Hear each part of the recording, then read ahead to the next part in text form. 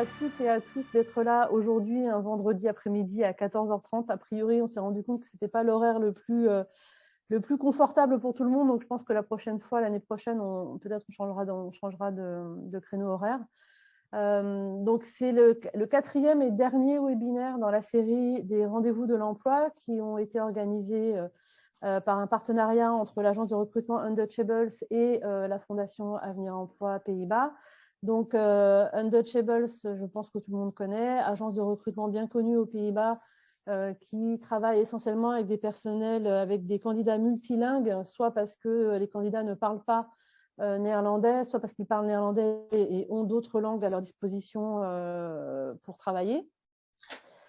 Et donc, la Fondation Avenir Emploi Pays-Bas que je préside, donc, qui existe depuis 2012 et que je préside depuis 2015, et qui a pour objectif d'accompagner les Français et les francophones dans leur insertion sur le marché de l'emploi néerlandais, leur insertion pouvant passer par de la recherche d'emploi, du conseil à la recherche d'emploi ou par la création de leur activité.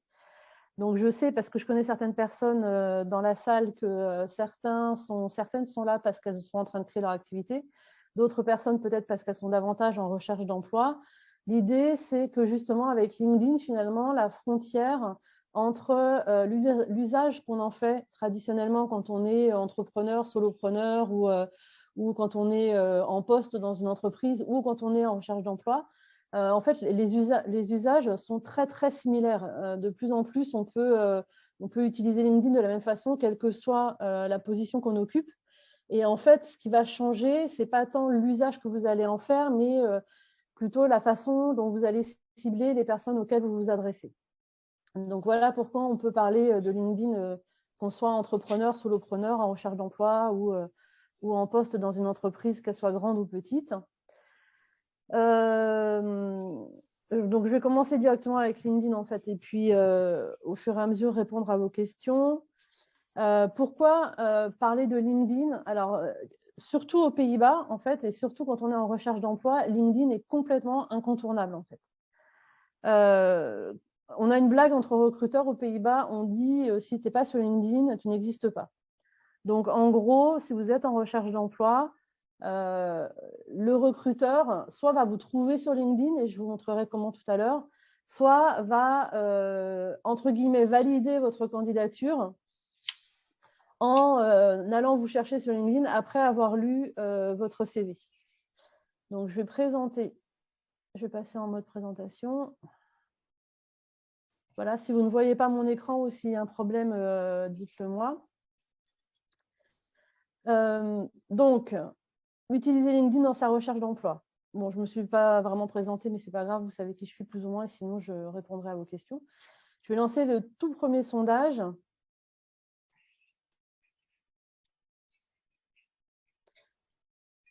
Qui est sur votre fréquentation en fait, de LinkedIn.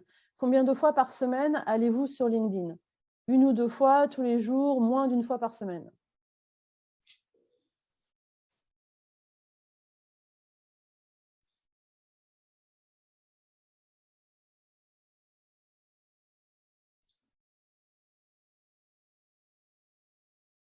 Alors, est-ce qu'on a toutes les réponses?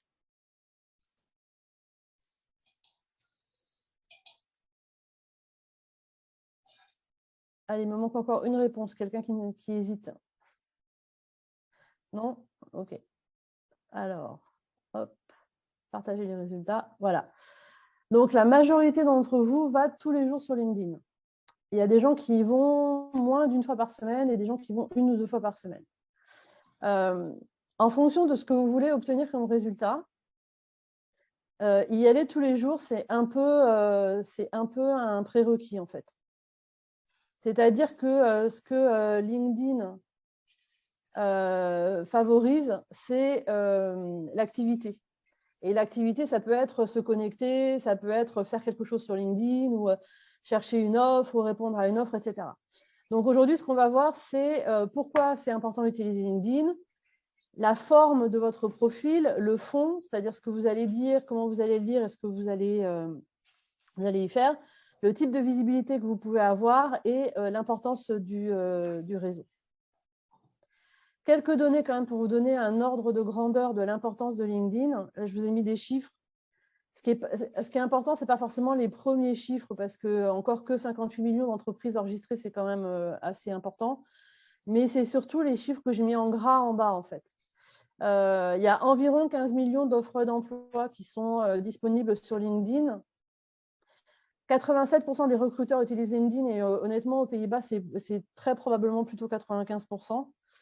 Et chaque minute, 3 personnes sont embauchées via LinkedIn. Donc, ça vous donne une idée, enfin, au niveau mondial évidemment, mais ça vous donne une idée de la puissance de l'outil quand on est en recherche d'emploi. Cela dit, ce qui est important sur LinkedIn, ce n'est pas tant seulement de l'utiliser comme étant un endroit où vous mettez votre CV en vous disant bah voilà, j'ai posté mon CV, mon CV visible sur LinkedIn et puis il va se passer quelque chose. En réalité, avoir un profil à jour et mettre son profil sur LinkedIn, c'est vraiment juste la partie émergée de l'iceberg. Il y a tout le reste autour qui est aussi super important. Je vais lancer le deuxième sondage qui concerne votre profil. Qui parmi vous a un profil complet, c'est-à-dire avec une bannière, une photo de profil et tout, enfin voilà, en gros un profil complet.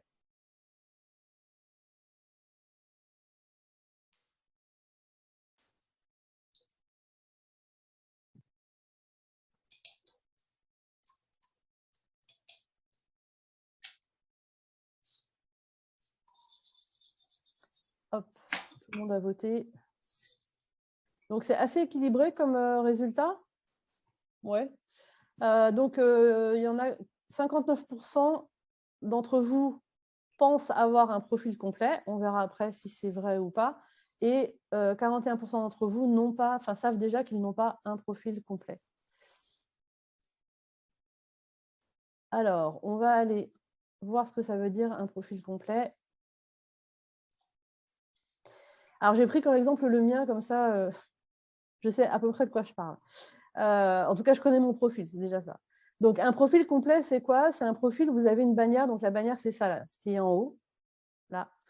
Et moi, j'en ai profité pour mettre un peu ma mission, en fait, sur cette bannière. Alors, vous n'êtes pas obligé de faire la même chose, surtout si vous êtes en recherche d'emploi. Vous n'êtes pas obligé de faire la même chose. Mais en tout cas, ce qui est important avec la bannière, c'est qu'elle ait du sens pour vous.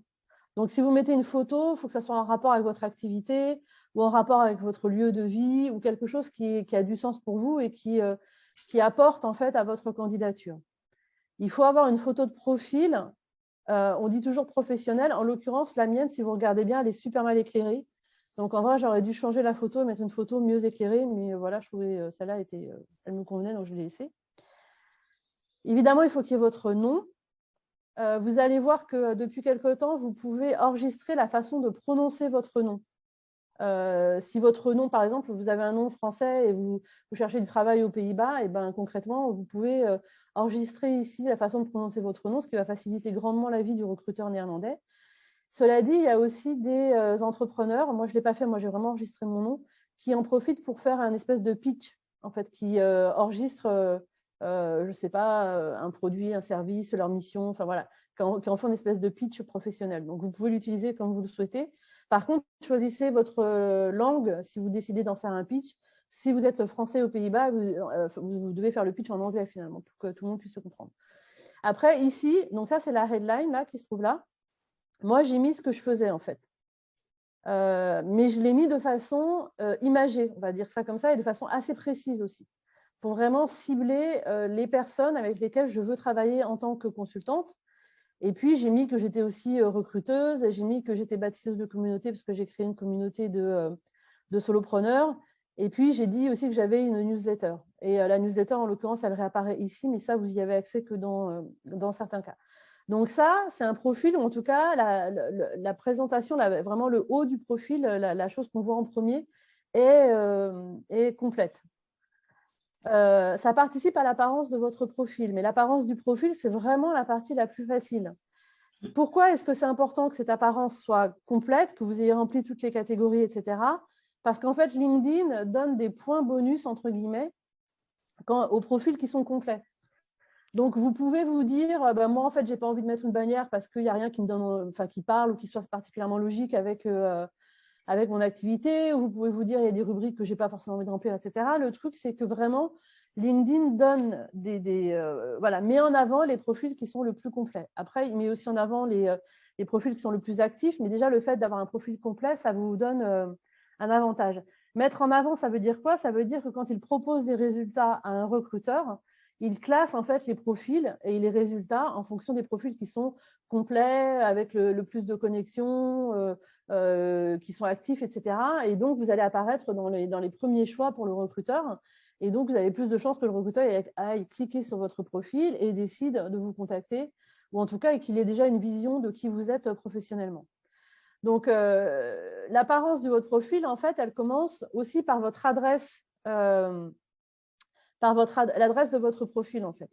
Je vais passer à la dia suivante parce que je vous ai mis une petite astuce ici et je reviendrai après. Vous pouvez personnaliser l'adresse de votre profil. Et ça, alors, ça peut paraître un détail, mais je vais essayer je vais voir si je peux vous montrer mon profil en live, du coup.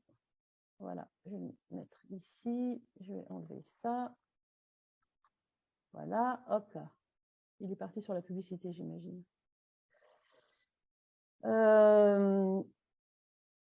Hop, je vais attendre qu'il se remette en place. Je vais remettre mon profil et je vais vous montrer où vous pouvez personnaliser en fait votre adresse et vous montrer comment ça fait une adresse qui est personnalisée. Et encore une fois, ça peut sembler un détail, mais c'est juste le petit détail qui montre que vous avez apporté un petit peu de soin en fait à votre profil. Voilà. Voilà, donc moi, si vous regardez mon adresse ici, il n'y a pas des numéros derrière Sarah Elefida, il y a juste mon nom. Il y a aussi, et je dis ça pour les gens qui éventuellement sont en train de créer leur activité, vous pouvez aussi mettre complètement autre chose. Il y a quelqu'un, par exemple, qui travaille dans le marketing et qui a marqué le marketeur sympa ou quelque chose comme ça. Enfin bref. Et c'est ici, là où il y a marqué ici, là que vous pouvez personnaliser votre adresse. Alors, vous y passez, c'est pas la peine d'y passer 2 heures, hein, c'est pas non plus le truc le plus important, mais voilà, ça peut apporter un petit plus à votre présentation. Donc, une photo de profil, l'avantage de la photo de profil, c'est qu'apparemment, les profils qui ont une photo ont 14 fois plus de vues que les profils qui n'ont pas de photo. Et la bannière, il y a aussi, ça apporte aussi un boost en nombre de vues. Donc, voilà. Ensuite, il y a la headline avec le titre et la fonction. La localisation géographique, ça peut être super important parce que concrètement, si vous êtes localisé, moi, ça m'arrive d'avoir des candidats qui ont encore marqué sur leur profil LinkedIn qui sont basés en Asie, par exemple, en Chine ou à Singapour, alors qu'en fait, ils sont déjà aux Pays-Bas. Et ça peut poser question parce que l'entreprise n'a pas forcément envie de les faire venir de l'autre bout de la Terre, quoi. Donc, essayez de mettre une localisation géographique qui vous rapproche de votre cible d'emploi. Donc, le résumé ou la partie About qui va en fait servir à raconter votre parcours, vos expériences.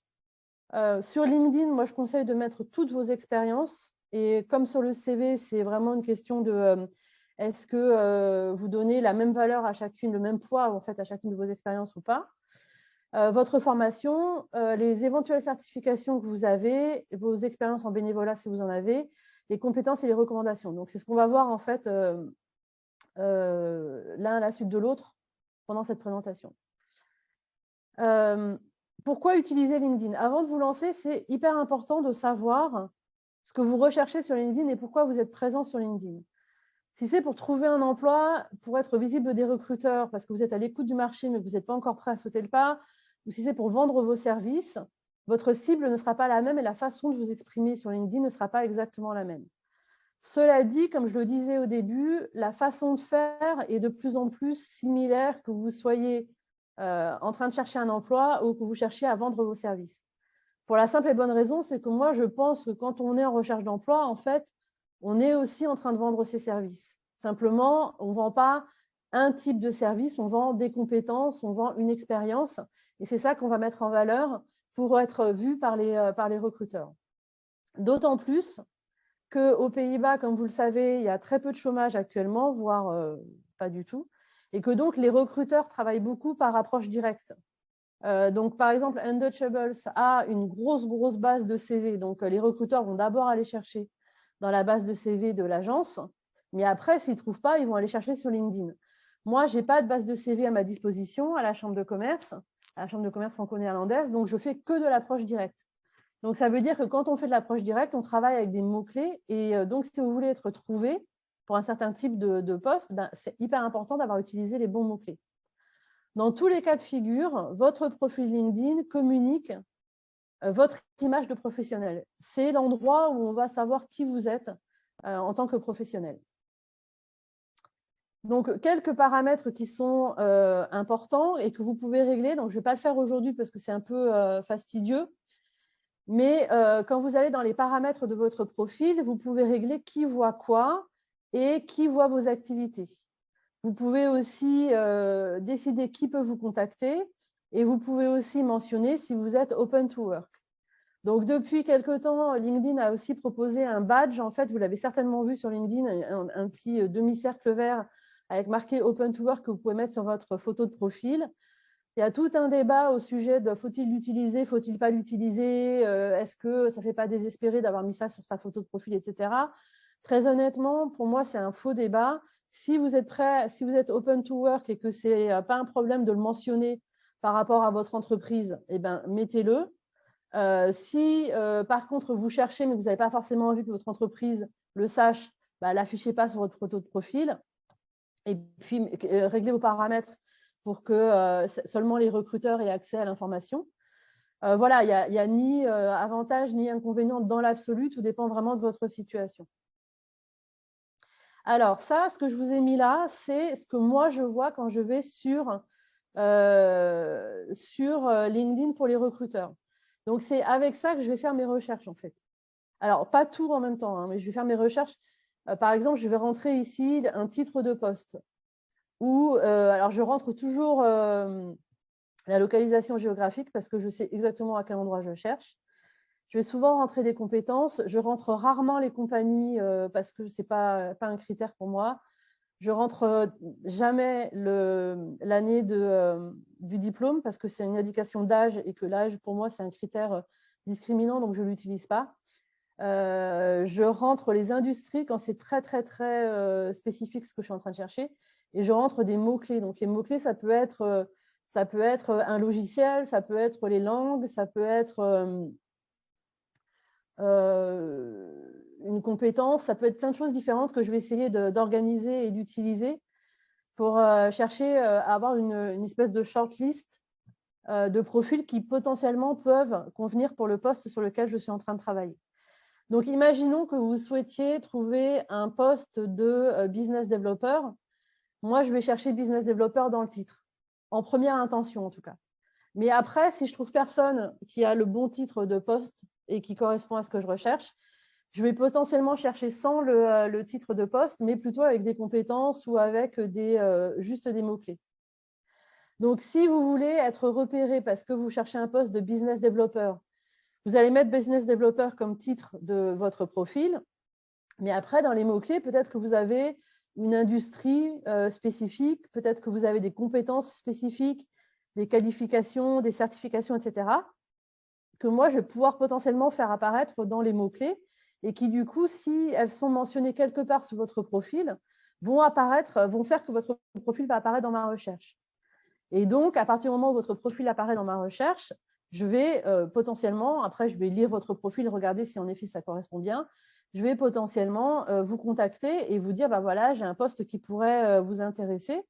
Est-ce qu'on peut prendre rendez-vous pour un appel et puis en discuter?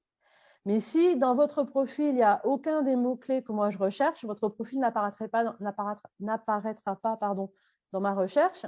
Et si vous n'avez pas les bons mots-clés pour les offres d'emploi auxquelles vous cherchez à postuler, ou si vous n'avez pas les bons mots-clés dans votre profil, du coup, vous n'apparaîtrez jamais dans les bonnes recherches. Alors, comment vous les trouvez, ces mots-clés? Vous les trouvez dans les offres qui vous intéressent. C'est-à-dire que vous pouvez commencer par regarder les offres qui existent sur LinkedIn, repérer les mots-clés qui sont utilisés le plus souvent dans les offres qui vous intéressent et les utiliser dans votre profil. Les utiliser intelligemment dans votre profil. Ce n'est pas la peine de rajouter une liste de compétences qui utilisent tous les mots-clés si, en fait, vous ne pouvez pas témoigner de ces compétences. L'objectif, c'est d'être honnête et de dire, voilà, moi, je peux utiliser telle et telle compétence, voilà ce que je peux faire, etc. Si vous êtes, j'en reparlerai à la fin, mais dans un processus de changement de carrière ou que les expériences que vous avez eues jusqu'à maintenant ne reflètent pas exactement ce que vous voulez faire aujourd'hui, vous pouvez utiliser les mots-clés dans la partie résumé au début du profil ou dans la partie about et expliquer pourquoi vous avez ces compétences, pourquoi c'est ça que vous recherchez aujourd'hui. Ça permettra à votre profil d'arriver dans les résultats des recruteurs et aux recruteurs de comprendre pourquoi vous utilisez ces mots-clés et vous en parlez dans votre profil LinkedIn, alors même que potentiellement, vous n'avez pas d'expérience qui témoigne de ça. Donc, si on repart maintenant sur vraiment la headline, c'est vraiment le titre que vous mettez sous votre nom dans votre profil LinkedIn. C'est le premier endroit où vous pouvez utiliser les mots-clés qui sont intéressants pour vous. Vous avez à votre disposition 220 caractères, y compris les espaces. Et vous avez vu que sur mon profil à moi, j'en ai mis une tartine, en fait, dans cette headline. Parce que j'ai voulu cibler les personnes avec lesquelles je veux travailler dans mon activité d'indépendante, mais je veux aussi montrer que je suis recruteuse. Donc, j'ai rajouté pas mal de choses sur ma headline. Ici, je vous ai mis plusieurs exemples, les uns à la suite des autres, et en fait, en essayant d'affiner à chaque fois un positionnement qui, en réalité, peut être le même. Donc, par exemple, vous pouvez très bien marquer International Recruiter. Ça ne dit pas grand-chose de vous, en fait. Parce que là, le seul mot-clé que vous avez utilisé, c'est recruteur, en fait. Donc, voilà, c'est une fonction, OK, mais vous êtes qui par rapport à cette fonction? Donc, après, j'ai détaillé davantage. J'ai mis que vous étiez senior, j'ai mis que vous parliez 3 langues, j'ai mis que vous étiez expert en diversité et inclusion, par exemple. Ou dans le troisième exemple que j'ai mis, j'ai dit que vous travaillez essentiellement vous étiez spécialiste ou expert dans la recherche de candidats développeurs, mais que vous étiez aussi intéressé par la diversité, et en particulier la diversité vis-à-vis des femmes dans la tech, par exemple. Et le dernier, c'est le plus complet, et vous voyez, je suis que à 146 caractères. Donc, et j'en dis déjà beaucoup. Je dis que vous êtes un recruteur senior, donc avec de l'expérience, que vous avez l'expérience du sourcing, j'emploie le mot sourcing volontairement, que vous travaillez dans le secteur de la tech, j'ai mis le mot développeur volontairement, que vous êtes particulièrement attentif à la diversité et en particulier à la diversité vis-à-vis des femmes, que vous savez rassembler les gens autour de vous et construire des communautés. Et aujourd'hui, construire des communautés dans le monde du recrutement, c'est vraiment hyper important. Que vous savez connecter les personnes les unes aux autres et que vous êtes un problem solver. Ça veut dire qu'en gros, vous ne vous laissez pas démonter par une situation et que vous prenez les choses à bras-le-corps et que vous êtes doué pour trouver des solutions. Donc, comparer, de comparer le premier qui est juste International Recruiter avec le dernier, potentiellement, je parle de la même personne. Et vous voyez la différence entre les deux. Le nombre de mots-clés qui est utilisé dans la dernière headline et en plus, ce que ces mots-clés disent de vous en tant que professionnel. Et ça, c'est l'objectif, en fait. L'objectif, c'est que dès la headline, le recruteur ou n'importe quelle personne qui va sur le profil, quelle qu'en soit la raison, sache à quel professionnel il a affaire. Elle a affaire. Et en plus, dedans, il y a plein de mots-clés qui sont potentiellement des mots-clés que va chercher un recruteur qui cherche à recruter un recruteur. Voilà, en gros, c'est ça. Est-ce que sur la headline, vous avez des questions? Est-ce que c'est clair? Est-ce que ce n'est pas clair du tout? Est-ce que ça vous paraît trop compliqué?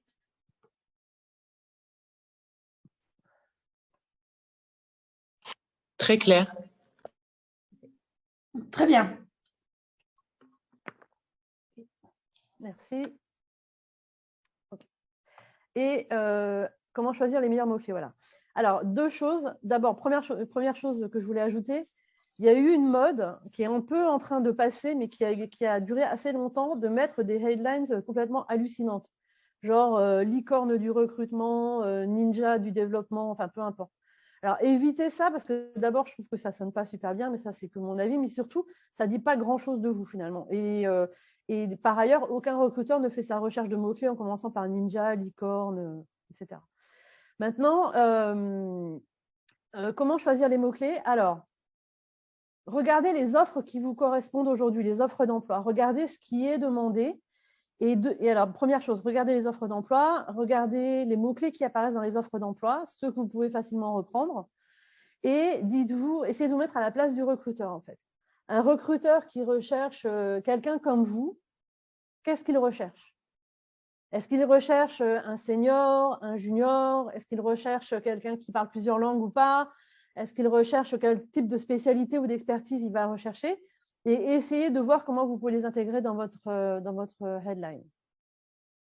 En fait, ce n'est pas rocket science, hein, comme on dit. C'est souvent juste, quand vous parlez de vous, quand vous vous présentez, qu'est-ce que vous dites? Est-ce que quand quelqu'un vous demande, toi, qu'est-ce que tu fais dans la vie? Tu dis, moi, je suis recruteuse. OK. Mais tu es recruteuse dans quel secteur? Ou tu es recruteuse, qu'est-ce que tu cherches comme profil? Est-ce que ça fait longtemps que tu es recruteuse? Est-ce que tu as un sujet de prédilection dans le recrutement? Ou alors, quand quelqu'un vous parle du recrutement, par exemple, est-ce que vous avez des choses qui vous viennent à l'esprit que vous avez envie de mentionner? Voilà, essayez de répondre à ces questions-là rapidement et de vous dire, en fait, voilà, moi, ce qui me tient à cœur, OK, j'ai envie de travailler, je parle du recrutement parce que c'est mon secteur, c'est plus facile pour moi. On peut faire la même chose pour n'importe quel type de poste. Hein. Mais est-ce que quand vous parlez de votre métier, il y a des choses qui vous tiennent particulièrement à cœur? Moi, typiquement, ce que j'aime dans le recrutement, c'est le sourcing. Les gens détestent ça, donc je peux marquer sourcing dans ma headline. Je ne l'ai pas fait parce que voilà, mais et je suis hyper attentive à la diversité et à l'inclusion. Donc voilà. Donc les choses qui vous tiennent à cœur dans votre secteur d'activité, dans votre métier, est-ce que c'est quelque chose que les recruteurs peuvent chercher? Est-ce que c'est vraiment important pour vous? Est-ce que c'est ça que vous recherchez comme poste? Et à ce moment-là, vous pouvez l'utiliser dans la headline. Et après, dans le reste du profil, mais en commençant par la headline. Est-ce que j'ai répondu à la question des mots-clés ou est-ce que c'est… OK. Alors, après, on arrive à la partie résumé que quasiment personne n'utilise et c'est bien dommage. Parce qu'on se dit, mais moi, je ne sais pas parler de moi, je ne sais pas ce que je dois mettre, je vais mettre mes expériences, mais je ne sais pas ce que je dois mettre dans la partie résumé, etc. De mon point de vue, la partie résumé, c'est un peu comme dans le CV, je pense que je l'ai dit la semaine dernière, c'est vraiment la partie la plus importante, ou peut-être la plus importante après la headline. Mais c'est l'occasion de raconter votre histoire. C'est l'occasion de connecter les différents points, les différents moments de votre parcours. D'autant plus si vous avez un parcours un peu en zigzag, vous avez fait des choses différentes, ou si vous voulez changer d'orientation. C'est l'endroit où vous allez en fait répondre aux objections potentielles du recruteur. Un recruteur, il a toujours des objections. Il est toujours en train de se dire, mais pourquoi là, il y a un gap dans le parcours? Mais pourquoi il est passé de tel poste à tel poste? Enfin voilà. Et l'intérêt de cette partie-là, c'est de dire, de raconter votre histoire, de dire qui vous êtes professionnellement, et de répondre aux possibles objections et de finir votre profil par un call to action, c'est-à-dire de dire au potentiel recruteur ou au potentiel client, en fait, moi, je suis prêt à discuter avec vous. Si vous avez envie d'en savoir plus sur mon parcours, dites-le moi, on se contacte et on en parle. Alors, comment vous allez le structurer? L'idéal dans cette partie-là, c'est de commencer par quelque chose qui va attirer l'attention. D'autant plus que sur smartphone, il n'y a que la première ligne en fait de votre résumé qui apparaît. Donc, il faut que cette première ligne, elle attire l'attention, elle donne envie au recruteur ou encore une fois à la personne qui passe sur votre profil de s'arrêter et de dire OK, mais moi j'ai envie d'en savoir plus en fait. Donc, essayez de trouver une accroche, quelque chose qui va attirer l'attention, qui va faire qu'on a envie d'ouvrir votre profil et d'en savoir plus. Ensuite, essayez de raconter ce qu'on appelle la grande histoire, c'est-à-dire votre parcours, le truc qui vous a toujours passionné ou la chose qui fait qu'aujourd'hui vous êtes passionné par votre secteur d'activité ou par votre métier. Voilà, ce qui fait que vous êtes intéressé par ce métier-là, par ce secteur d'activité, etc. Dites-en un petit peu plus sur vous, essayez de faire en sorte qu'on ait envie de lire et de savoir en gros à qui on a affaire. Vous pouvez rajouter une liste de puces avec des compétences ou des choses qui sont importantes, comme les langues que vous parlez, enfin les langues dans lesquelles vous pouvez travailler ou les qualifications, etc., etc. Et pour donner encore plus de précision et aussi en profiter pour utiliser des mots-clés, mais ça, vous pouvez le faire aussi dans le récit. Et ensuite, terminer donc par un call to action en disant, moi, ce que j'aime, c'est parler de mon métier, parler de mon secteur d'activité. Prenons rendez-vous et discutons, quoi. le call to action, ça fait souvent peur parce qu'on se dit, mais en fait, je n'ai pas envie d'avoir n'importe qui m'appelle, je n'ai pas envie d'avoir n'importe qui prend contact, etc. Donc, je ne vous dis pas de mettre votre numéro de téléphone à cet endroit-là sur votre profil, d'autant qu'il y a une rubrique contact que vous pouvez renseigner et qui n'est accessible qu'aux personnes que vous avez acceptées. Enfin, vous pouvez décider que ce ne soit accessible qu'aux personnes que vous avez acceptées dans votre réseau. Vous pouvez aussi décider que ça soit accessible à tout le monde. Vous pouvez le mettre aussi directement dans votre profil, ça c'est un choix très personnel. Par contre, vous pouvez mettre une adresse email, par exemple. Une adresse email qui est dédiée à votre recherche d'emploi. Ça permettra au recruteur de se dire, OK, cette personne est vraiment ouverte à discuter, je vais lui envoyer un email, on va commencer à discuter ensemble et on va voir si le poste que j'ai à pourvoir peut lui convenir. Alors, je sais qu'il y a des recruteurs qui prennent contact directement par téléphone. Personnellement, je ne le fais pas. J'envoie toujours un email d'abord en disant à la personne, est-ce que vous êtes prêt vous avez envie qu'on discute de ce poste, etc. Mais voilà. Donc, cette partie-là, c'est vraiment vous en tant que professionnel. D'où vous venez, qu'est-ce que vous avez envie de faire, qu'est-ce que vous faites le mieux, qu'est-ce que vous avez à offrir à une entreprise, comment vous travaillez, quels sont les environnements de travail qui vous conviennent. Alors, dites pas voilà ce dont j'ai besoin, mais dites là où je réussis le mieux, c'est quand, etc., etc. Ça permet aussi de faire le tri, en fait. Par exemple, si vous mettez dans votre profil les environnements de travail dans lesquels je performe le mieux sont ceux dans lesquels je peux avoir un accès direct au management et échanger des idées et parler directement aux équipes, etc. Ben, d'emblée, une entreprise hyper hiérarchisée où il y a des N+2, 3, 4, 5 va se dire, ouais, ce n'est pas la bonne personne pour moi. Donc, concrètement, ça évite les mismatchs, en fait. Et ça permet comme un indépendant qui cherche sa cible de client, ça permet aussi, vous, de toucher votre cible d'entreprise, celle qui vous conviendra le mieux et celle dans laquelle vous pourrez vous épanouir. Donc là, je vous ai mis un exemple qui est plutôt court et qui va directement droit au but. Il y en a des plus longs, ce n'est pas la peine de faire une tartine. Je crois qu'il y a 2000 caractères disponibles, y compris les espaces pour cette partie-là. 2000 caractères, c'est très long. Hein. Donc, ne vous astreignez pas à utiliser les 2000 caractères. Utilisez ce dont vous avez besoin. Là, c'est un exemple qui est plutôt court. C'est un bon exemple, en fait, parce que dedans, il y a des mots-clés, il y a ce que la personne aime faire et ce qu'elle fait bien, et même au niveau des activités, en fait. Donc, voilà.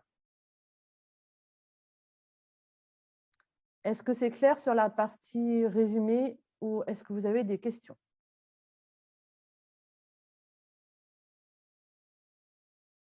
Non, c'est clair pour tout le monde?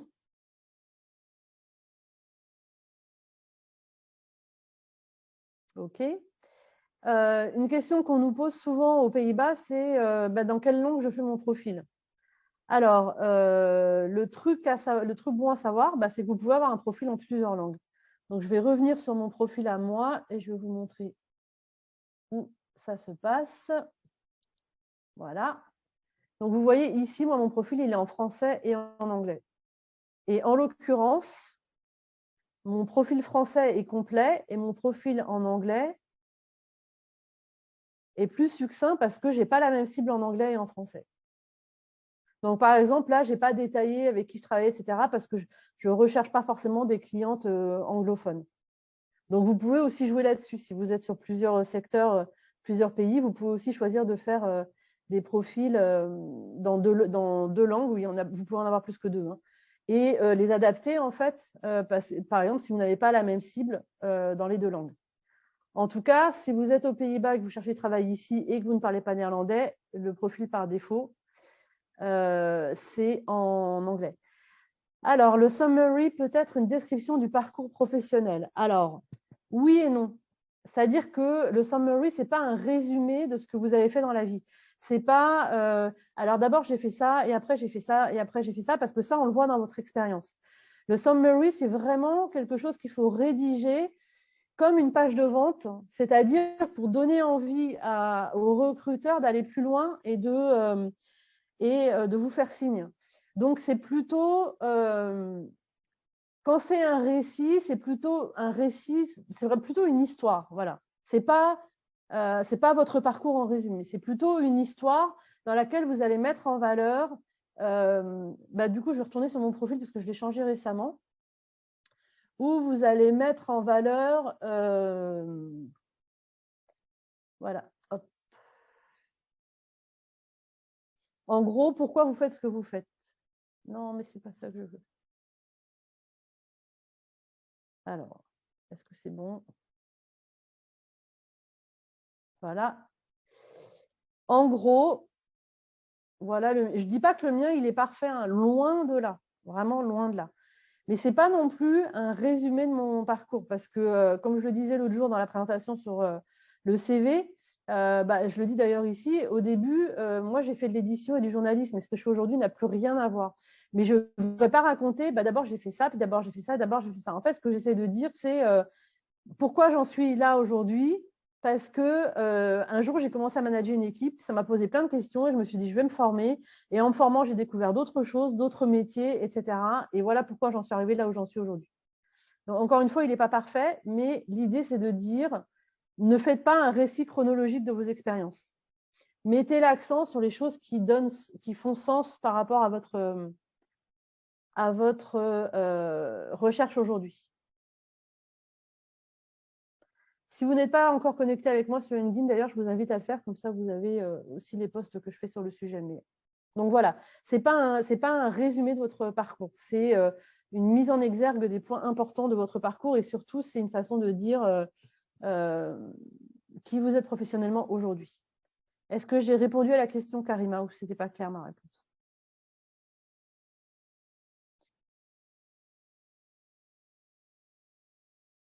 Ok, je continue et puis, ok, merci.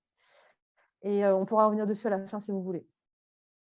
Donc après avoir rédigé votre résumé qui n'est pas un résumé de votre parcours, vous arrivez à vos expériences. Donc comme sur le CV, autant je pense je suis persuadée qu'il faut marquer toutes les expériences sur LinkedIn parce que vous avez la place, ça évite qu'il y ait des trous, ça évite, etc. Donc marquez toutes vos expériences, notez toutes vos expériences. En revanche, mettez l'accent sur celles qui sont le plus significatives pour ce que vous êtes en train de rechercher aujourd'hui. Et donc voilà, la façon de les présenter, le titre du poste, encore une fois, le titre du poste compréhensible. C'est-à-dire que si vous avez travaillé dans des entreprises dans lesquelles les titres de poste sont du jargon interne, transcrivez ça dans un titre de poste compréhensible par tout le monde. Parfois, il y a des entreprises, honnêtement, le titre de poste, je n'ai pas d'exemple qui me vient en tête là maintenant, mais le titre de poste, ça veut juste dire account manager, mais ça a un truc qui ne ressemble pas à grand-chose. Donc, si vous avez vous avez tenu un poste qui ressemble à de l'account management, mettez account manager. Parce que du coup, ça devient aussi un mot-clé et du coup, le recruteur comprend davantage de ce que vous faisiez.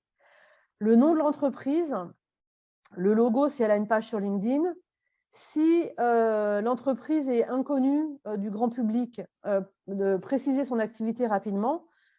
Si l'entreprise est ultra connue, alors surtout, n'expliquez pas ce que fait Coca-Cola ou ce que fait Total ou ce que fait. Voilà, ça arrive aussi de voir des descriptions d'expérience avec Total, puis une explication. Préciser ce que fait l'entreprise, ce qu'elle est, etc. Donner une idée de sa taille, de son business, etc. Si c'est une entreprise qui n'est a priori pas connue, soit parce qu'elle est franco-française et que vous êtes à l'étranger, soit parce que c'est une PME que du coup tout le monde ne la connaît pas forcément. Si c'est une grande entreprise, vous embarrassez pas avec ce type de détails. Précisez la date et l'endroit où vous étiez pour cette expérience et expliquez votre rôle. Expliquer son rôle sur LinkedIn, c'est comme sur le CV, surtout que sur LinkedIn, vous avez encore plus de place que sur le CV, donc profitez-en. L'idée, ce n'est pas de reprendre la définition de poste, c'est de dire ce que vous avez fait. Quelles étaient vos tâches, quelles étaient vos responsabilités, comment vous les avez mises en œuvre, quels sont les résultats que vous avez obtenus. Est-ce que vous avez obtenu des résultats qui sont tangibles, donner des chiffres si c'est possible, si ce n'est pas confidentiel pour l'entreprise. Si c'est des résultats qualitatifs, décrivez-les. Voilà, essayez de dire ce que vous, personnellement, vous avez apporté à l'entreprise. Pourquoi c'est important de faire ça? Parce que si vous donnez la définition du poste, juste la description du poste, globalement, toutes les personnes qui ont tenu le même poste que vous vont utiliser la même description de poste. Du coup, vous vous ne sortez pas du tout du lot, vous ne vous différenciez pas des autres candidats. Alors que si vous donnez des résultats, si vous montrez comment vous avez tenu le poste et ce que vous avez apporté à l'entreprise, du coup, là, vous vous distinguez et vous sortez du lot. Alors, en général, quand je dis ça, on me dit oui, mais moi, je suis dans un métier où il n'y a pas de résultats quantitatifs, ce n'est pas des chiffres, je ne suis pas dans les sales, etc. Comment je fais? Moi, je pense qu'il y a différentes façons de marquer sa différence, même quand on n'a pas des résultats chiffrés à donner. Par exemple, un exemple que je donne souvent, c'est imaginons que vous ayez eu un poste RH au moment où le Covid a démarré et où tout le monde s'est retrouvé confiné et que très rapidement, vous vous êtes rendu compte que les équipes à distance, il y avait des personnes qui étaient en difficulté du fait de ne plus être en relation avec les collègues, qui se sentaient isolés, qui avaient des angoisses, etc., qui commençaient à vraiment pas se sentir bien du fait d'être isolés, de travailler de chez soi. Et vous avez décidé de mettre en place des espèces de check-in tous les matins d'équipe pour être sûr que tout le monde se voyait au moins une fois par jour, etc. Vous avez, pendant ces check-in, vous avez décidé de proposer à tout le monde de prendre des plages de rendez-vous avec vous pour discuter, etc. Ça, c'est quelque chose qui peut paraître anodin et vraiment le b.a.-ba, mais en même temps, tout le monde ne l'a pas fait. Donc, les résultats que vous avez obtenus avec ça, c'était que les équipes ont continué à travailler, qu'il n'y a pas eu de perte de productivité, que tout le monde a continué à être engagé, que l'ambiance dans l'équipe est restée bonne, que vous avez perdu personne pendant le confinement, etc. Ça, c'est un résultat tangible, en fait. C'est un résultat que vous pouvez tout à fait décrire et qui montre que vous avez fait preuve d'initiative, que vous étiez à l'écoute de vos équipes, que vous êtes capable de percevoir ce qui se passe dans vos équipes, même quand vous ne les voyez pas tous les jours, etc., etc. Donc, c'est juste un exemple, et je donne souvent cet exemple-là, mais c'est pour dire que tous les résultats ne sont pas chiffrés. Tout le monde ne travaille pas dans les sales et tout le monde ne peut pas dire j'ai fait X un pourcentage de chiffre d'affaires chaque année. Et pour autant, vous pouvez témoigner de la façon dont vous, personnellement, en tant que professionnel sur votre poste, vous avez obtenu des résultats, comment vous avez fait et le type de compétences que ça met en exergue. Est-ce que c'est clair pour tout le monde sur les expériences et sur le fait de témoigner de résultats, même quand on n'a pas de chiffres à donner? Oui, il faut être créatif. Oui et non. Qu'est-ce que vous pensez par il faut être créatif? Il faut réfléchir, bien réfléchir, quoi. Oui, il faut se demander. Enfin, je pense que c'est important de se connaître en tant que professionnel, en fait, et de savoir ce qu'on fait mieux que les autres. Parce qu'on a tous quelque chose qu'on fait mieux que les autres. Mieux que les autres, ça ne veut pas dire que vous êtes le meilleur du monde. Hein. Je ne suis pas en train de vous dire je suis la meilleure personne pour la. Ce n'est pas ça du tout. Hein. C'est juste de dire il y a quelque chose qui vous vient facilement. Il y a une façon de travailler, une façon de percevoir les choses, une façon d'interagir avec les gens qui vous vient facilement. Ça, c'est votre point fort. Donc, parlez-en, mettez-le en valeur. C'est ce qui va faire la différence avec quelqu'un qui ne fait pas comme vous, quoi, tout simplement. Est-ce qu'on peut mettre des choses liées à notre caractère comme exemple? Quoi, par exemple? Le coup des gâteaux, ça me fait rire parce que c'est un truc que je fais facilement, ça. Je trouve que quand il y a une sale ambiance dans une équipe, venir avec un gâteau au chocolat, ça change complètement l'ambiance, en fait. Et je ne le mettrai pas sur mon profil LinkedIn. Je tournerai ça autrement. Je mettrais que vous avez la capacité à restaurer la bonne humeur dans une équipe qui est tendue ou qui a des problèmes relationnels ou quelque chose comme ça. Je ne citerai pas les gâteaux. Je mettrais, grâce à, je ne sais pas, mon empathie, ma bonne humeur, mon optimisme, la façon dont je suis positive au quotidien, etc., j'ai su à différentes reprises restaurer l'ambiance dans une équipe qui fonctionnait pas bien du fait d'une mauvaise ambiance, par exemple. Voilà ce que je dirais. Irina. Et d'ailleurs, en le disant à haute voix, du coup, je me rends compte d'un truc qui est hyper important que je ne vous ai pas encore dit, c'est que dire que vous avez obtenu des résultats, il faut dire ce que ça a apporté à l'entreprise, en fait. Par exemple, vraiment insister sur le fait, parce que dire j'apporte des gâteaux, je ne le dirais pas. Par contre, dire j'ai restauré à différentes reprises, j'ai su restaurer la bonne ambiance dans une équipe qui performait moins bien du fait d'une mauvaise ambiance. en faisant, en apportant mon optimisme, en parlant avec chacun, en essayant de créer du lien, en faisant en sorte que les gens se parlent, etc., etc. Voilà comment j'essaierai de le faire. Et ce qui est important, c'est de dire qu'est-ce que ça a apporté en fait à l'équipe ou à l'entreprise en fait. Le résultat, c'est quand même que c'est du business, quoi. Donc en gros, à quoi ça a servi dans l'organisation. Voilà, c'est ça que je dirais. Alors, Karima, est-ce qu'on peut ajouter nos profils sur YouTube ou autre plateforme si on est en parallèle des créateurs de contenu ou digital creators, par exemple? Alors, absolument. N'hésitez pas à mettre toutes vos activités en dehors de celles pour laquelle vous êtes sur LinkedIn, à condition que ça ne nuise pas évidemment à votre image de professionnel. Voilà, à condition que ce soit cohérent et que vous. Alors, en même temps, je dis ça, on est la même personne en dehors du travail qu'on est au travail. Donc, si c'est quelque chose qui est important pour vous, mettez-le. Par exemple, j'ai un exemple précis en tête. Je connais quelqu'un qui fait de la musique en dehors de LinkedIn et qui ne voulait pas le marquer sur LinkedIn. Parce qu'en fait, il fait du rap et il pense que le rap a mauvaise presse et que donc ça va lui porter préjudice de le mentionner sur son profil LinkedIn. Et moi, je pense que témoigner de sa créativité d'une façon ou d'une autre, c'est toujours une bonne idée. Donc, oui, mettez vos autres profils, sans problème. Donc, récemment, LinkedIn a introduit la possibilité, enfin récemment, c'est de moins en moins récent d'ailleurs, ça date déjà un petit peu, d'avoir plusieurs postes dans la même entreprise. Parce qu'avant, quand on était sur LinkedIn et qu'on avait eu 5 postes dans la même entreprise, on avait 5 fois la même entrée avec la même entreprise. Alors que maintenant, vous pouvez avoir une seule entrée entreprise et puis lister les 5 postes en dessous. Et par contre, ça date du Covid. Vous pouvez marquer parent au foyer ou on leave, quand vous êtes en anglais, pour une période donnée sur votre profil. Alors, en général, quand je dis ça, on me dit oui, mais est-ce que c'est une bonne idée ou pas? Le truc, c'est que si pendant 2 ans, vous n'avez pas travaillé ou plus, je dis 2 ans vraiment complètement au hasard, c'est mieux de marquer pourquoi vous n'avez pas travaillé, en fait, plutôt que de laisser blanc ou de laisser les recruteurs se poser la question.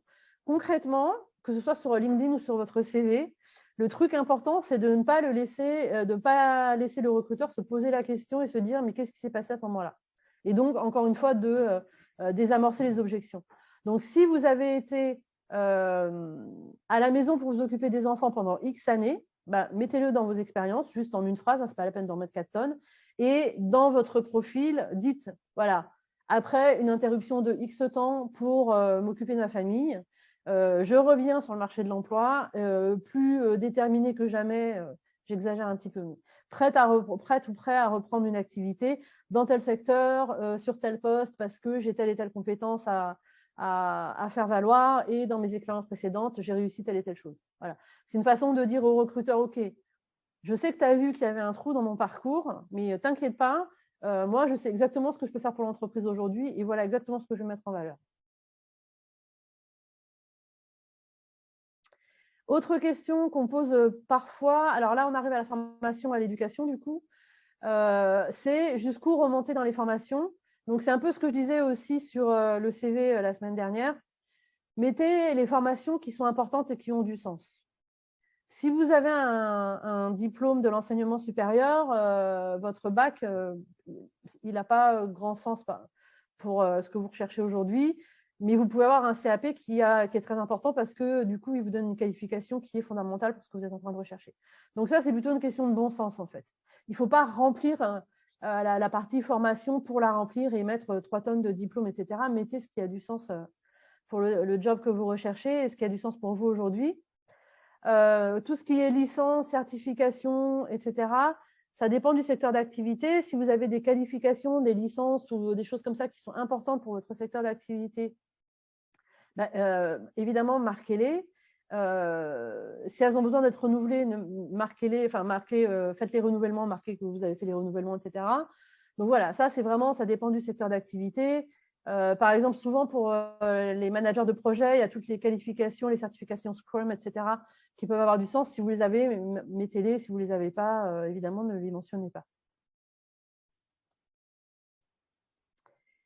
Ça, je l'ai dit tout à l'heure, on va passer. Je ne pense pas qu'il y ait beaucoup de questions sur la formation et l'éducation. En général, c'est assez facile à gérer. Les compétences et les recommandations. Alors, il y a 2 écoles. Par exemple, ma boss à la CCI, elle pense que les compétences et les recommandations, c'est du copinage et que ça ne veut rien dire. Il y a les gens qui passent beaucoup de temps à faire à obtenir des recommandations, qui vont donner des compétences à tout le monde, etc., etc. Et puis, il y a la troisième école. La troisième école, c'est LinkedIn. Et LinkedIn, il aime bien qu'on utilise toutes les possibilités qu'il a mis à notre disposition sur notre profil. Donc, en gros, encore une fois, LinkedIn va plutôt favoriser les profils qui ont des compétences et des recommandations qui sont données par des tierces personnes. Alors, pour les compétences, ne mettez pas une liste. Alors, je crois qu'on peut en mettre 50 maximum. Ne mettez pas une liste de 50 compétences en demandant à tout le monde d'aller comment on dit, liker vos compétences. Je ne crois pas que ce soit liker le terme. Prenez 5 compétences qui sont fondamentales pour votre secteur d'activité et demandez aux gens avec lesquels vous avez travaillé d'aller recommander ces compétences. Donc, juste, ça, c'est vrai. Recommander la compétence, c'est vraiment très simple. Il suffit de cliquer dessus et ça va apparaître un tel à recommander la compétence, etc. Ça, c'est facile à faire. Les gens le font facilement. Cantonnez-vous à 5 compétences. Ne mettez pas une liste à la Prévert de 50 compétences parce que du coup, les gens vont en recommander une ou deux et puis vous n'aurez pas de compétences vraiment qui ressortent vraiment. Ensuite, les recommandations, c'est autre chose. C'est vraiment un petit paragraphe que quelqu'un va écrire en disant « J'ai travaillé avec Sarah et voilà ce que j'ai particulièrement apprécié ».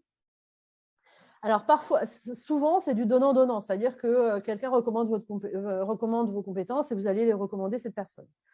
Ce n'est pas forcément un problème. Il ne faut pas que ce soit que ça. Il ne faut pas qu'il y ait que ça dans vos recommandations. Les recommandations, du coup, essayez de demander, par exemple, si vous avez des clients, essayez d'avoir des recommandations de vos clients, de vos managers, de vos collègues. Tous les gens qui ont travaillé avec vous dans des rôles différents peuvent recommander vos compétences. Ça apporte quand même à votre profil, ça apporte, le recruteur va aller lire les recommandations qui sont sur votre profil. Et n'hésitez pas à donner des recommandations aussi aux gens qui ont travaillé avec vous. Vous pouvez donner des recommandations à un fournisseur, vous pouvez donner des recommandations pour votre manager, à vos collègues, même à vos stagiaires. Enfin voilà, si ça a du sens, n'hésitez pas à en donner. Ce qui est souvent compliqué avec les recommandations, c'est que si vous envoyez un message à quelqu'un en disant « Est-ce que tu peux recommander mes compétences ?» et tout, la personne va vous dire « Oui, oui », va oublier, va ne pas savoir quoi faire. Donc, essayez de dire de guider un peu la recommandation. Ça ne veut pas dire que vous allez survendre vos compétences. Ça veut dire qu'objectivement, il y a des choses que vous avez envie de voir mises en valeur. C'est ce que vous allez demander à la personne.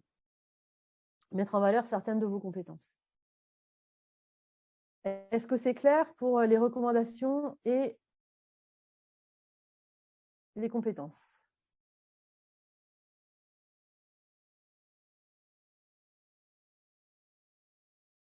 Oui, merci. OK. Je vais lancer l'avant-dernier sondage, puisqu'on va passer à la partie réseau sur LinkedIn. Une fois que votre profil est topissime, vous passez à la partie réseau. Alors, avec qui prenez-vous surtout contact sur LinkedIn? Plutôt des recruteurs, plutôt des amis, plutôt des collègues?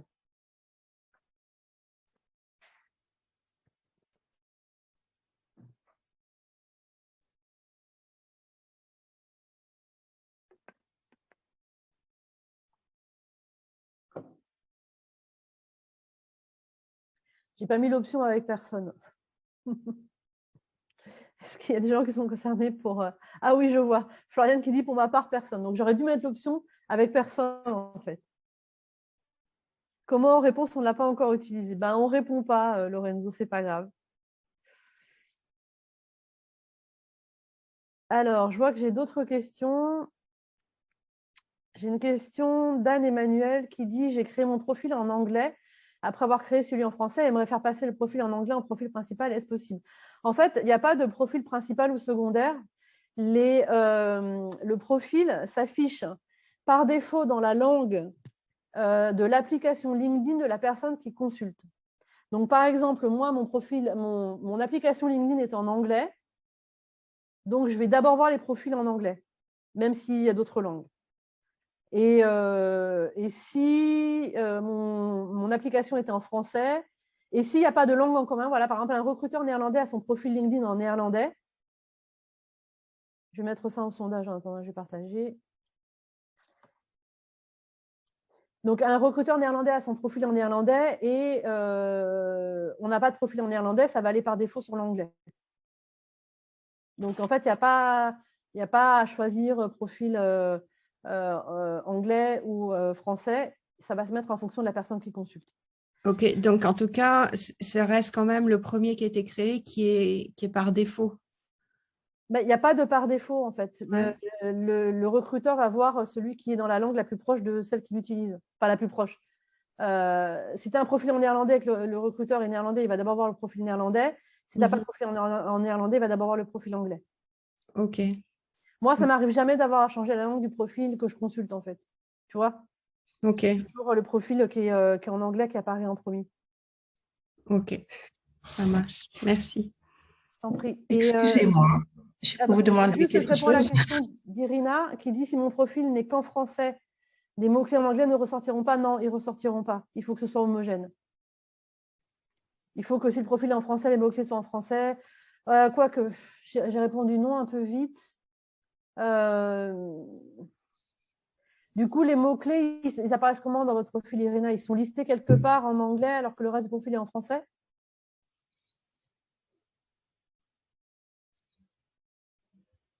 Pardon, excusez-moi, je mets le micro. Oui. Oui, les mots-clés sont plutôt en français dans mon profil parce que, encore, à savoir s'il y a vraiment des mots-clés dans mon profil, ça, je vais voir. Mais mon profil n'est qu'en français. Donc, a priori, si un recruteur me cherche, il mettra que des… Je ne sais pas si mon profil apparaîtra. Quoique, en janvier, j'ai été contactée par TikTok qui voulait que je sois modérateur. Et c'était une recruteuse anglaise. Donc, Si, en fait, en réfléchissant, voilà, je comprends la question. Moi, quand je recherche des profils, je cherche avec des mots-clés en anglais et j'arrive sur des profils qui sont entièrement en néerlandais, qui n'existent pas en anglais, qui n'existent ah, pas en d'accord, néerlandais. ok. Donc, en effet, apparaître. LinkedIn reconnaît les mots-clés. En tout cas, les plus courants, il va chercher dans toutes les langues qui sont possibles. D'accord, super, Courant. merci. Et quelqu'un d'autre avait pris la parole, je crois, en ouvrant son micro ou pas? Oui, exact, c'était moi. Mais en fait, vous avez répondu à peu près à ma question parce que j'allais dire, j'ai mon profil en anglais, mais je cherche aussi en français. Je me demandais, est-ce que les recruteurs français pouvaient me retrouver aussi? Alors, ils peuvent vous retrouver. Après, il faut qu'ils aient envie de lire un profil en anglais. Hein. C'est ça la question derrière. Mais ils vont vous trouver, ouais. Ils vont vous trouver. Mais il faut qu'ils… Parce que moi, par exemple, je tombe sur des profils en néerlandais, mais je lis les profils en néerlandais parce que c'est typiquement les profils que je recherche. Si ce n'est pas le profil recherché, c'est plus difficile. OK. OK. Dans l'idéal, il faut avoir un profil dans la langue dans laquelle vous cherchez à travailler. En tout cas, dans laquelle les recruteurs qui vous cherchent recherchent. Mais effectivement, il y a des traductions qui se font. Voilà. Okay. Alors, les résultats du sondage, donc des recruteurs, 38%, des amis, 15%, des collègues, 46%. OK. Et ben, c'est plutôt pas mal, surtout au niveau des collègues, en fait, parce que souvent, j'ai une prédominance de gens qui cherchent à contacter des recruteurs. Et autant c'est en effet intéressant de contacter des recruteurs parce que, en général, les recruteurs vous acceptent parce qu'ils ont besoin de faire grossir leur réseau, d'avoir des gens, etc. Mais en même temps, si vous vous connectez à des recruteurs qui ne cherchent pas des profils comme vous, c'est pas forcément… Enfin, le réseau du recruteur ne va pas vous être forcément super utile. Alors que le réseau de vos collègues peut vous être très utile. Là, ce que j'ai marqué en fait sur cette slide, c'est que le réseau le plus utile, ce n'est pas votre réseau à vous, c'est celui de vos contacts. Parce que globalement, ce qui se passe quand on se connecte à des collègues ou à des amis ou à des copains de promo, etc., c'est qu'on évolue dans les mêmes sphères. Donc, on connaît les mêmes personnes. Donc, par exemple, je vais vous donner un exemple. Moi, si je suis connectée à Sylvie Cranen, qui est directrice de la CCI, mais en réalité, on a énormément de nos réseaux qui sont communs. Donc, en me connectant à elle et elle en se connectant à moi, on a très peu augmenté notre rayonnement en termes de réseau. Alors que si je me connecte à quelqu'un qui a priori n'est pas du tout dans mon réseau, donc un troisième niveau sur LinkedIn, je vais rentrer dans un réseau auquel je n'ai pas encore accès, en fait, que je ne connais pas encore, et avec des gens qui ne me connaissent pas encore. Et donc, du coup, je vais ouvrir complètement ça va être complètement exponentiel, en fait, le nombre de personnes que je vais pouvoir toucher. Tout ça pour dire quoi? Tout ça pour dire que je sais que c'est rassurant de se connecter à des gens qu'on connaît déjà, et c'est un bon début. Je suis complètement d'accord. Mais vous pouvez aussi prendre contact avec des gens qui ne sont pas du tout dans votre réseau, mais qui sont dans votre secteur d'activité et qui sont intéressants parce qu'ils peuvent vous ouvrir les portes d'une entreprise ou d'un secteur. Alors, Anne-Emmanuel, tu as posté un truc en anglais. Oui, j'ai juste fait un copier-coller de ce que j'avais. C'était juste pour expliquer ma question de tout à l'heure. Parce que moi, ce que j'ai compris, c'est que si une personne qui veut me contacter, sa langue est, disons, néerlandais, et moi, j'ai pas de profil en néerlandais, d'après ce que ça dit là, je comprenais que c'était mon profil par défaut, donc en l'occurrence le français, qui allait s'afficher, ce qui fonctionnerait pas pour quelqu'un de néerlandophone. Et j'arrive pas, si tu veux, à mettre mon profil en anglais que j'ai créé dans un deuxième temps comme profil par défaut. Mais après, si tu me dis que en fait, ça se fait automatiquement vers l'anglais si il n'y a pas de langue qui match, ben, c'est bon. Mais c'est ça, c'était juste pour expliquer d'où venait ma question au départ. C'était mon inquiétude, c'était ça. Ouais. Mais en fait, ils vont montrer ton profil. Ils vont montrer ton profil en anglais parce que les gens aux Pays-Bas ont des profils en anglais. Les recruteurs ont des profils en anglais. Donc, ça va du coup matcher avec leur profil en anglais à eux et le fait que leur LinkedIn est possiblement en anglais aussi. OK. Tu vois? C'est si vraiment, je ne sais pas, imaginons un recruteur chinois tombe sur ton profil et ils n'ont plus accès à LinkedIn maintenant. Mauvais exemple. Imaginons que les recruteurs chinois aient accès à LinkedIn et qu'un recruteur chinois arrive sur ton profil LinkedIn et que lui, tout son profil est en chinois et il n'a pas d'anglais. Là, par défaut, on va lui montrer le français.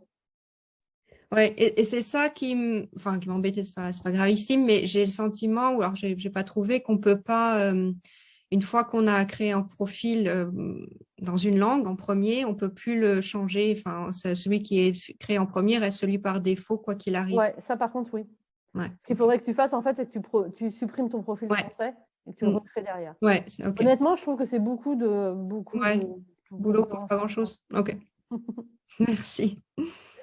Alors, Irina me demande si je peux expliquer cette histoire de niveau sur LinkedIn. Oui, je peux l'expliquer. Alors, sur LinkedIn, vous avez votre réseau.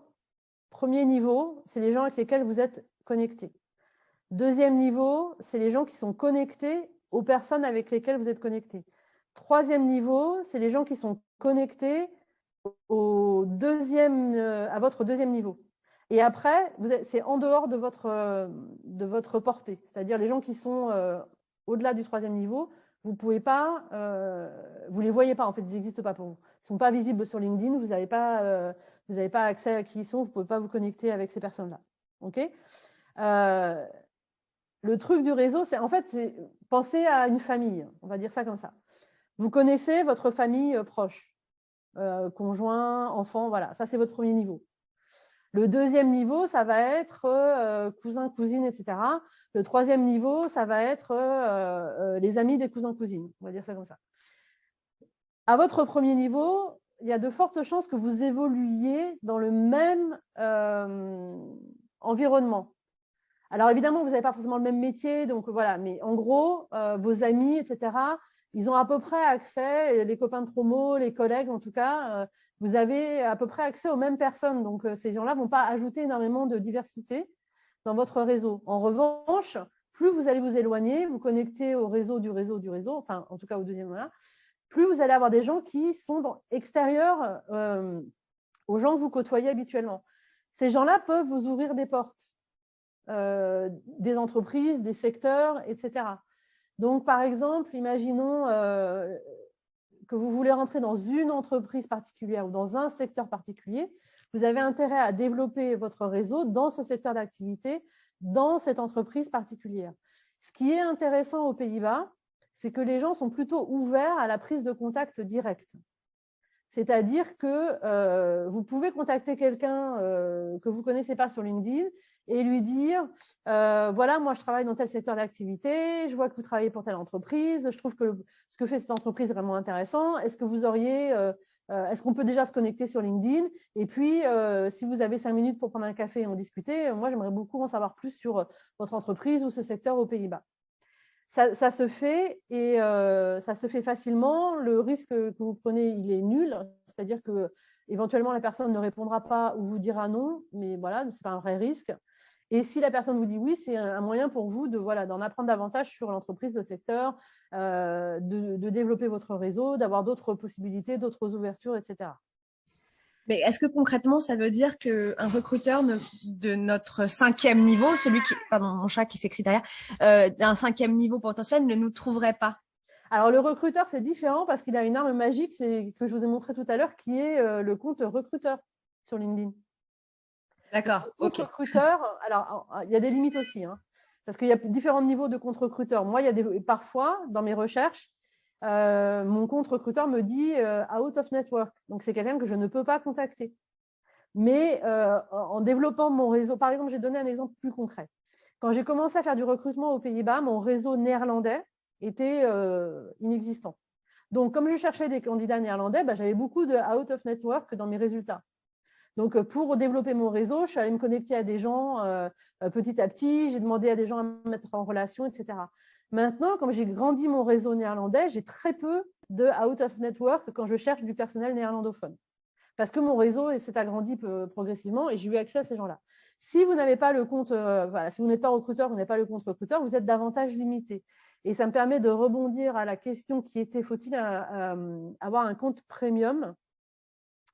Et si oui, pourquoi? Alors, le problème du compte premium, c'est qu'il est très cher et que moi, je ne trouve pas éthique de conseiller à des personnes en recherche d'emploi d'investir dans un compte premium pour trouver du travail. Donc, ma réponse, c'est on peut se débrouiller sans le compte premium. Vous pouvez y aller de façon complètement organique, c'est-à-dire envoyer des demandes de connexion. À un moment, LinkedIn va vous dire que vous avez envoyé trop de demandes de connexion auxquelles personne n'a répondu. Ce qu'il faut savoir, c'est que chaque mois, c'est remis à 0 de toute façon. Mais si vous avez des demandes de connexion qui n'aboutissent pas, ce que vous allez faire, c'est que vous allez nettoyer vos demandes de connexion, c'est-à-dire celles qui datent d'il y a, je ne sais pas, 3 semaines, 1 mois et que la personne n'a pas accepté, vous allez les enlever, vous allez les annuler, ça va vous redonner des droits à des demandes de connexion. Et ça, vous pouvez le faire sans le compte premium. Autre chose à savoir, le compte premium, il est régulièrement gratuit pendant 1 mois, ce qui vous permet de l'essayer en fait. Donc, vous préparez votre recherche, vous vous dites, voilà, moi, j'ai vraiment envie de rentrer dans tel secteur, d'être en contact avec tel type de personnes et tout. Vous ciblez les gens et vous prenez le compte premium pendant 1 mois gratuit. N'oubliez pas de l'annuler avant la fin de la période d'essai. Et là, allez-y, connectez davantage, quoi. Profitez-en. Mais dans l'absolu, je pense que, enfin voilà, moi, ça me pose problème de dire allez dépenser de l'argent sur LinkedIn pour utiliser LinkedIn, en fait. Et je me rends compte qu'on est déjà super en retard. Donc, on va avancer. Un petit récap de qui contacter sur LinkedIn, c'est exactement ce que je viens de vous dire. Hein. Industrie, entreprise, des recruteurs pour vous faire connaître, au cas où ils auraient des opportunités pour vous. Voilà. Comment organiser votre recherche si vous êtes en recherche d'emploi? Je ne sais pas si ça concerne tout le monde ou pas. Créer des alertes. En fait, sur LinkedIn, vous pouvez créer des alertes qui vont vous envoyer chaque jour sous forme de notification les postes correspondant à l'alerte que vous avez créée. Par exemple, moi, à un moment, je voulais voir quelles étaient les entreprises qui recrutaient du personnel francophone. Donc, j'ai créé une alerte que j'ai baptisée French. Donc, en fait, chaque jour, je reçois toutes les offres d'emploi où on demande le français aux Pays-Bas. Ça me permet de voir s'il y a des entreprises qui cherchent des francophones. Vous pouvez aussi utiliser les opérateurs booléens. Et alors là, si vous ne savez pas ce que c'est, je n'ai pas trop le temps de rentrer dans le détail. En gros, les opérateurs booléens, c'est et, ou et pas. C'est-à-dire que vous pouvez faire une recherche en disant français et communication, par exemple. Et paramétrer votre recherche comme ça, soit pour recevoir les alertes, soit pour directement chercher. Et du coup, LinkedIn va vous afficher les offres d'emploi correspondant à français et communication. Et comme vous aurez déterminé déjà à quel endroit géographique vous voulez que ça se trouve, du coup, vous aurez les offres qui sont par exemple aux Pays-Bas ou en France ou ailleurs. OK ? Petite question, si on cherche quelque chose, des sociétés qui travaillent avec le Benelux, qu'est-ce qu'on devrait utiliser? Ça, c'est une bonne question.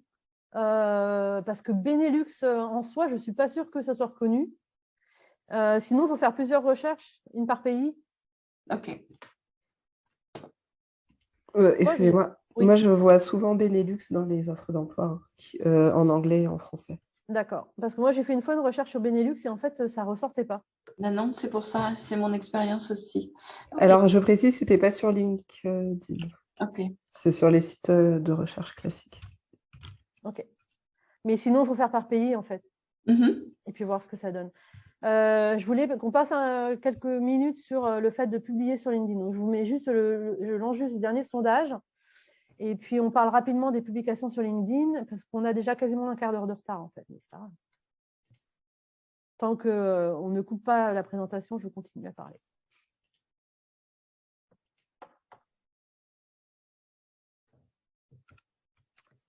Alors, est-ce que tout le monde...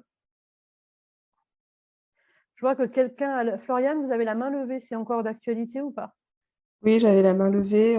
S'agissant du langage, moi j'avais envisagé de faire un profil en néerlandais parce que je trouve qu'il y a beaucoup d'offres uniquement en néerlandais. Mais tu m'as interpellé tout à l'heure quand tu as dit que la plupart des recruteurs néerlandais publiaient en anglais. Donc, ce n'est pas la peine de faire cet effort. L'anglais et le français suffiront. Alors, en fait, ce que tu as dit de très intéressant, c'est pas la peine de faire cet effort. En fait, si. Enfin, ça dépend si c'est compliqué pour toi de le faire ou pas, mais en réalité, ce que tu vas envoyer comme signal au recruteur, c'est que tu es vraiment capable de bosser en néerlandais parce que tu as même fait l'effort de mettre ton profil en néerlandais. Entendu. Merci. Donc, c'est quand même un atout, en fait. Entendu. Super. Est-ce que vous publiez sur LinkedIn? Ah, il y a quand même 6 personnes qui publient sur LinkedIn et 10 qui ne publient pas. Et les 6 personnes qui publient, vous publiez quoi sur LinkedIn? Ça m'intéresserait de savoir. Je ne suis pas en train de gagner du temps là, mais c'est pas grave. Sur ce sujet, j'ai une question. Les seules personnes que je connaisse qui utilisent beaucoup LinkedIn et qui publient et qui ont un calendrier de publication sont des personnes qui sont à leur compte. Moi, ce n'est pas mon cas. Est-ce que tu peux dire ce que tu conseillerais aussi à une personne en recherche d'emploi qui n'est pas à son compte, s'il te plaît? Ouais.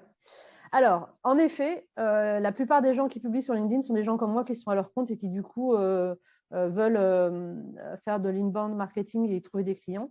Mais le fait... Alors, je vais donner un autre exemple. Il y a une jeune femme en France qui est recruteuse. Elle a créé sa communauté sur LinkedIn. Donc, elle a une grosse communauté aujourd'hui, mais ce n'est pas le sujet. Elle a commencé à publier très régulièrement sur LinkedIn, c'est-à-dire tous les jours, en fait, quasiment tous les jours, avec des sujets vraiment ciblés recrutement et des prises de position et tout. Et le jour où elle a cherché du travail, elle a fait un post et elle a listé en fait les 20 choses qui étaient fondamentales pour elle dans son prochain poste. Donc, en gros, c'était soit j'ai ça, soit ça ne marchera pas entre nous. Et elle a eu, je ne sais pas, le lendemain, elle avait trouvé un poste, elle a eu genre 120 réponses, quelque chose comme ça. Parce qu'en fait, les gens la connaissaient, les entreprises la connaissaient, ils savaient exactement ce qu'elle voulait, qui elle était, comment elle communiquait, quelles étaient ses valeurs, quels étaient ses centres d'intérêt, etc. Et du coup, elle a été embauchée par une boîte qui lui convient et où elle s'éclate aujourd'hui. Donc, je ne vous dis pas qu'il faut créer une communauté aussi grosse que la sienne, parce qu'elle a vraiment une très grosse communauté. Ce que je vous dis, c'est que LinkedIn, c'est, comme je le disais au début, votre offre de service professionnel. C'est là que vous dites aux employeurs, si vous êtes en recherche d'emploi, ou à vos futurs clients, voilà qui je suis professionnellement, voilà en quoi je crois, voilà mes valeurs, voilà comment je travaille, voilà ce que je peux apporter à l'organisation. Et ça, vous pouvez le faire de façon passive, entre guillemets, en ayant un profil qui tient la route. Vous pouvez le faire de façon active, en prenant la parole sur des sujets qui sont importants pour vous. Alors, je ne dirais pas à quelqu'un qui est en recherche d'emploi d'investir autant de temps que moi sur sa présence sur LinkedIn parce que ce n'est pas le même usage. En revanche, moi, je trouve que c'est un éclairage super important, enfin, qui peut être super important et qui peut faire la différence quand un recruteur va sur votre profil. Parce que concrètement, quand une entreprise nous demande de recruter quelqu'un pour elle, elle va nous parler du poste et des compétences, mais elle va aussi nous parler de la personne qu'elle recherche. Et le plus je vais en savoir sur toi, si je vais sur ton profil, en tant que recruteuse, Le plus, je vais savoir directement si j'ai envie de te présenter à l'entreprise ou pas, parce que je pense qu'il y a un match ou je pense qu'il n'y a pas de match. Et en gros, ça va faire gagner du temps à tout le monde, à moi, à l'entreprise, à toi aussi, plutôt que d'être contacté par des recruteurs qui ne font pas attention à qui tu es, tu vois. Puis ils ne savent pas qui tu es parce que tu n'as pas publié. Donc, je dirais, n'y passez pas, ne devenez pas des influenceurs sur LinkedIn en publiant tous les jours, etc., mais témoignez de ce qui est important pour vous. D'abord, en allant liker des posts de gens qui sont intéressants, qui publient des choses qui vous intéressent. Ensuite, en commentant des posts qui sont intéressants et qui font sens par rapport à votre activité ou par rapport à ce qui est important pour vous. Hein. Il n'y a pas que le travail dans la vie. S'il y a des causes qui sont importantes pour vous, que vous voulez les défendre, allez commenter sous ces posts-là. Et si vous le sentez, que vous êtes confortable avec cette idée-là, publiez sur LinkedIn, soit en partageant une news. Donc, par exemple, je ne sais pas, il s'est passé quelque chose dans le monde, où vous avez lu un article qui vous a intéressé. Parlez de cet article. Ne republiez pas l'article, parce que ça ne sert à rien en termes de portée de visibilité, mais commentez l'article en disant, voilà, j'ai lu cet article, j'ai trouvé ça hyper intéressant pour telle et telle raison, je trouve que ça éclaire de telle et telle façon notre industrie, etc. Et éventuellement, partagez le lien vers l'article en question dans un commentaire, pas dans votre post, parce que ça fait baisser la portée du post. Partage d'informations et ou d'événements, ça c'est Didier qui demande, oui, informations, événements, les deux tiennent la route. Est-ce que ça ne peut pas être à double tranchant? Ça dépend. Qu'est-ce que vous allez publier en fait? Qu'est-ce que vous allez publier et pourquoi? Et puis ensuite aussi, il n'y a vraiment pas de… Par exemple, je vais donner un exemple. Imaginons que je sois en recherche d'emploi. Ce n'est pas le cas aujourd'hui, mais imaginons que je sois en recherche d'emploi et que je sois en recherche d'emploi dans le recrutement. Il y a des choses qui sont fondamentales pour moi. La diversité et l'inclusion sont fondamentales pour moi. Très clairement, je préfère l'annoncer d'emblée cash dans mes publications plutôt que de me retrouver à passer des entretiens avec une entreprise dont je me rends compte très vite qu'on n'est pas du tout aligné sur la diversité et l'inclusion, par exemple. Donc, je sélectionne en fait l'entreprise par mes publications. C'est un choix très personnel. Vous pouvez décider de ne pas le faire. Encore une fois, je ne dis pas qu'il faut publier tous les jours et prendre la parole sur tous les sujets, etc. Mais il y a des sujets qui sont entre guillemets neutres dans votre activité, dans votre secteur d'activité sur lesquels vous pouvez vous exprimer. Puis il y a des sujets qui sont moins neutres, qui disent qui vous êtes comme professionnel et pourquoi pas en fait. Pourquoi pas dire, voilà, moi ces choses-là, elles sont importantes pour moi, j'y tiens et j'ai pas envie de… Enfin, c'est pas la peine qu'on perde notre temps à essayer de se parler si de toute façon on n'est pas aligné dès le départ, quoi. Est-ce que j'ai répondu à votre question, Lorenzo?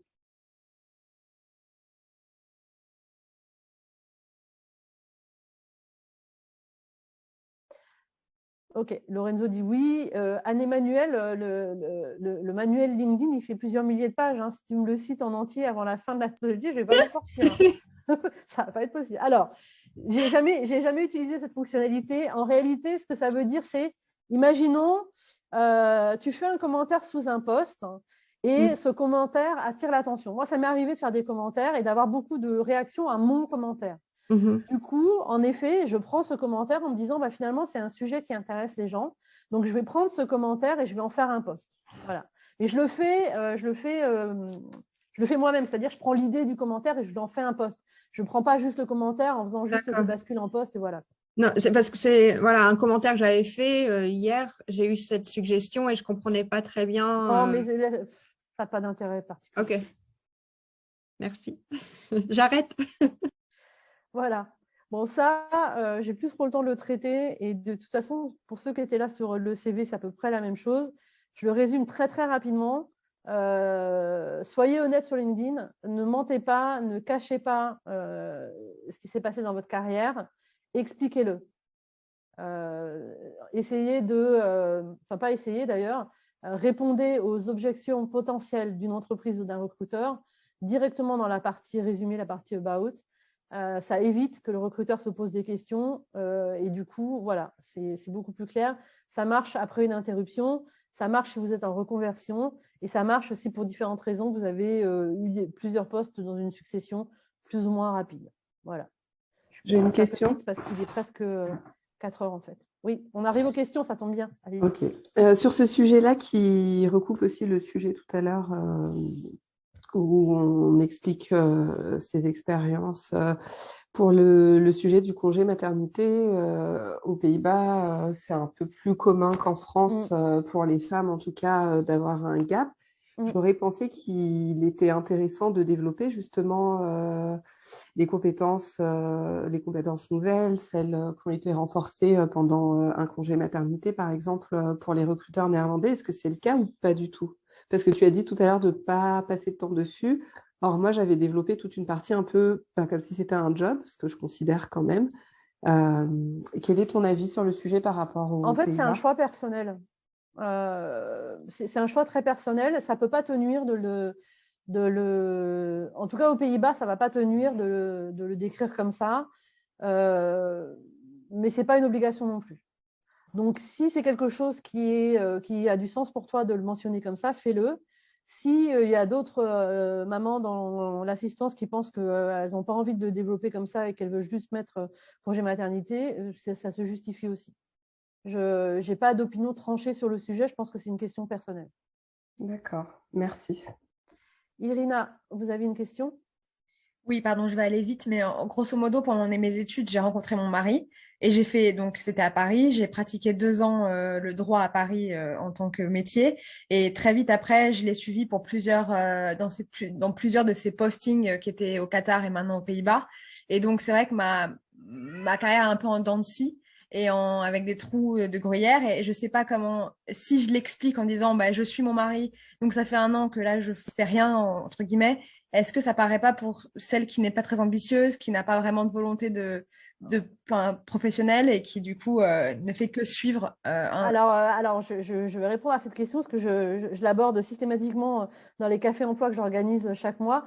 Ne jamais, alors ça paraît une injonction, mais voilà, ne jamais dire j'ai suivi mon mari en fait. Toujours dire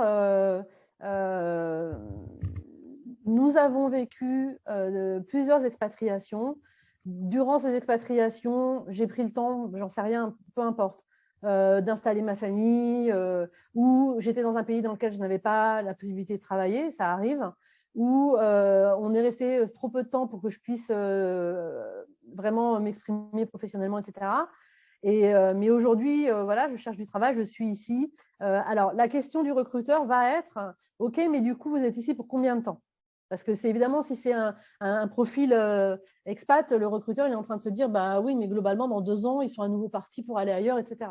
Donc, le truc, c'est de botter en touche. Il n'y a pas d'autre expression que ça, finalement. Et de ne pas rentrer dans les détails, de dire, bah, aujourd'hui, je suis ici, je cherche du travail. Ce poste m'intéresse pour telle et telle raison. J'ai telle et telle compétence et expérience que je peux mettre en avant et je sais que je peux être opérationnel rapidement et résoudre votre problème rapidement. Parce qu'on ne s'en sort jamais de la conversation sur combien de temps vous êtes aux Pays-Bas, en fait. Non, ouais, super. Voilà. Merci beaucoup. De rien. Je vous ai remis le lien pour ceux qui étaient déjà là sur le CV de l'événement que j'organise jeudi prochain. Il reste des places. Il y a une partie recherche d'emploi, il y a une partie entrepreneuriat. Si vous cliquez sur le lien, vous avez accès au programme. Donc, je vous laisse regarder, vu qu'il est presque 4 heures et qu'on a bien débordé. Ce que je vous propose, du coup, comme on a quand même, ça dure déjà depuis un petit moment, si vous n'êtes pas connecté avec moi sur LinkedIn, connectez-vous avec moi, je vous accepterai en connexion.